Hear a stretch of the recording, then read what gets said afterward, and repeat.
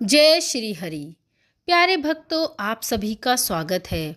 आप सभी को वैशाख मास की हार्दिक शुभकामनाएं। वैसे तो हिंदू धर्म में सभी महीनों का अलग अलग विशेष महत्व है, किंतु वैशाख माह का भी इसी के साथ साथ बहुत ही बड़ा महत्व बताया गया है।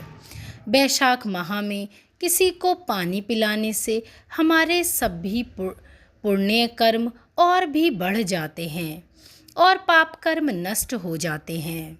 वैशाख माह की बंदर की पवित्र पावन कथा आज हम श्रवण करेंगे।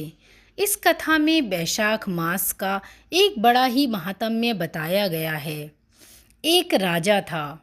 वह वैशाख माह में प्रतिदिन ब्रह्म मुहूर्त में उठकर स्नान किया करता था। राजा का आदेश था कि मुझसे पहले गंगा जी में कोई भी स्नान नहीं करेगा। राजा जब गंगा जी में स्नान करने जाते तो उन्हें प्रतिदिन शांत जल के स्थान पर हिलता हुआ, हलचल करता हुआ जल दिखाई देता। तो राजा को संदेह होता कि निश्चय ही मुझसे पहले कोई प्रतिदिन गंगा जी में स्नान कर लेता है। अतः राजा ने वहाँ नदी के तट पर पहरेदार बिठा दिए। गंगा जी के तट पर एक वृक्ष था। उस पर एक बंदरिया रहती थी। वह प्रतिदिन राजा के स्नान करने से पूर्व ही स्नान करके वृक्ष पर चढ़कर बैठ जाया करती थी। इस प्रकार ऐसा होते होते पूरा वैशाख माह व्यतीत हो गया। किंतु अंतिम दिन राजा के सिपाही ने उन्हें उस बंदरिया को देख लिया और उस बंदरिया को पकड़कर राजा के पास ले आए और कहा, यह बंदरिया प्रतिदिन आपसे पूर्व गंगा जी में स्नान करती है। उधर राजा की प्रतिज्ञा थी कि यदि कोई भी स्त्री मुझसे पूर्व स्नान करती होगी तो मैं उससे विवाह कर लूँगा। इसीलिए राजा को उस बांदरी के साथ विवाह करना पड़ा। वैशाख स्नान के पुण्य से बंदरी के गर्भ ठहर गया। 9 मास पूर्ण होने पर बंदरी ने राजा से पूछा कि शिशु जन्म के समय मुझे क्या करना चाहिए। तब राजा ने महल में एक घंटी लगवा दी और बंदरी से कहा कि जब तुम्हें दर्द हो तो उसे बजा देना, मैं संपूर्ण प्रबंध कर लूँगा। राजा की अन्य रानियां भी थीं, परंतु उनके कोई संतान नहीं थी। बंदरी को गर्भ है, यह समाचार जानकर अन्य रानियां मन ही मन बंदरी से ईर्ष्या करने लगीं और भावी संतान का नाश करने हेतु विभिन्न योजनाएं बनाने लगीं।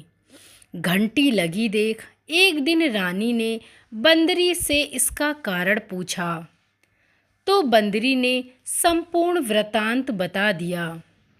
रानी ने उसे बहकाया कि एक बार घंटी बजाकर तो देख ले, राजा आते भी हैं या नहीं आते।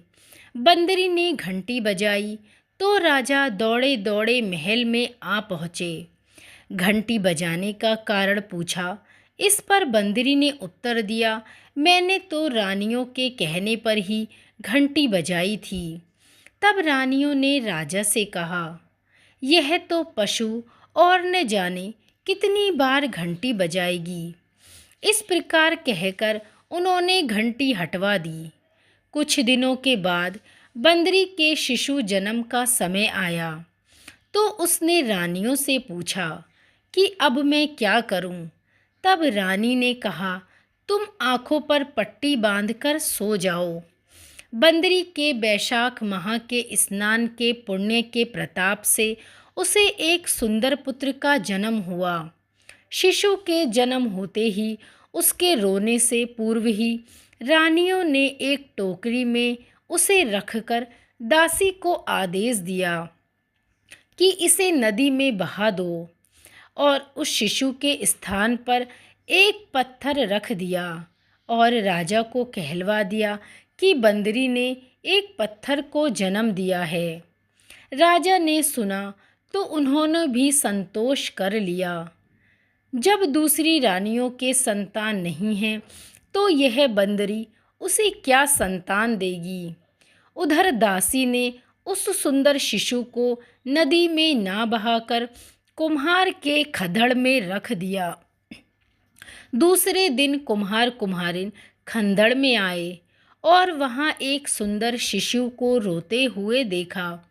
कुम्हार कुम्हारिन भी निसंतान थे। उन्होंने उस शिशु को अपने लिए भेजी गई भगवान की भेंट माना और बड़े प्रेम से शिशु का पालन पोषण करने लगे। कुछ बड़ा होने पर बालक को ज्ञात हुआ कि वह रानी बंदरी की संतान है, जिसको रानियों ने मरवाना चाहा था। एक दिन बालक कुम्हार के बनाए हुए मिट्टी के हाथी घोड़े लेकर पनघट पर जा बैठा और दासियों को देखकर कहने लगा, आओ रे मेरे मिट्टी के हाथी घोड़े, पानी पियो। जब दासियों ने यह बात सुनी तो वह हंसने लगी और बोली, अरे मूर्ख, कभी मिट्टी के हाथी घोड़े भी पानी पीते हैं क्या? इस पर उस बालक ने कहा कि कभी बंदरी के भी पत्थर जन्म लेता है क्या? उस बालक की यह बात दासियों ने जाकर महल में कही। तब रानियों ने दूसरे दिन विष मिलाकर लड्डू भेज दिए। ईश्वर की कृपा से लड्डू गोंद और बादाम के हो गए। उन लड्डू को खाने से उस लड़के की मृत्यु नहीं हुई। यह समाचार दासी ने रानी को कहा और रानी ने राजा से कहकर कुम्हार को देश से निकलवा दिया। कुम्हार वन में रहने लगा।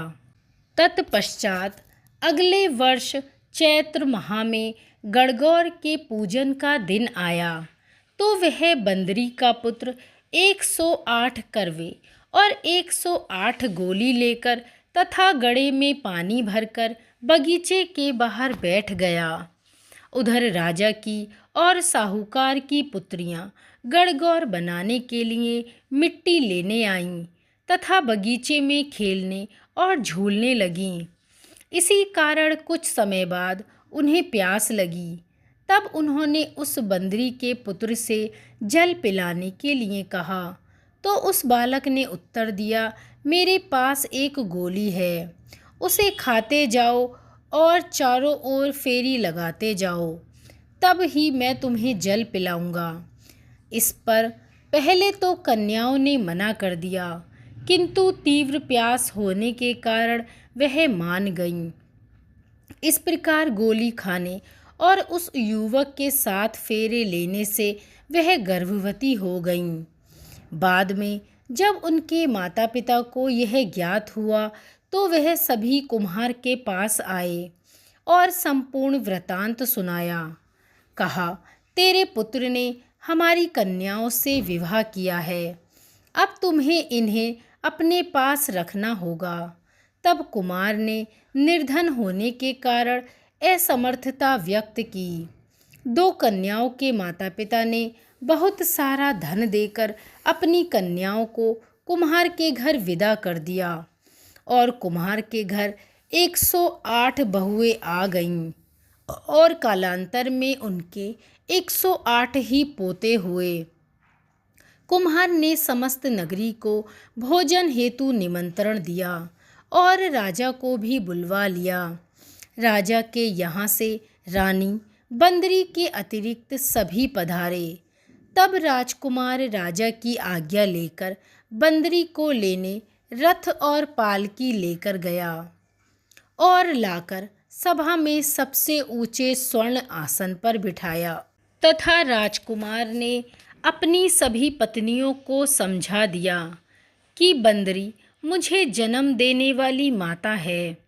एक एक बहू रानी बंदरी के चरण स्पर्श करती गई और एक एक सोने का सिक्का और पोते को गोद में देती गई।